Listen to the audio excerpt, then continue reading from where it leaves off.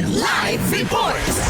Nagpaabot ngayon ng pagkikiramay ang Police Regional Office or PRO11 sa pamilya, kamag-anak at kakilala ng isang pulis na natagpuang wala ng buhay sa kanyang quarter sa Camp Sergeant Quintin Merecido, Buhangin, Davao City. Nangyari kaninang umaga, February 9, 2026. Sa report, pasado alas 7 ng umaga nang nakitang duguan at wala ng buhay ang biktima na may ranggong Police Lieutenant Colonel, kung saan ang insidente ay nagkataon pang nangyari sa pagbisita ni PNP Chief Police General Jose Melencio Nartates. Ayon sa PRO11 na patuloy ang kanilang isinasagawang investigasyon hinggil sa dahilan ng pagkamatay ng pulis at nangakong maglabas ng karagdagang impormasyon pag sigurong beripikado ang mga ito.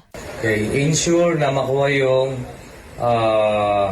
mga pieces of evidence doon to show that hindi tayo nagkulang in the conduct of investigation, no cover up, no white wash.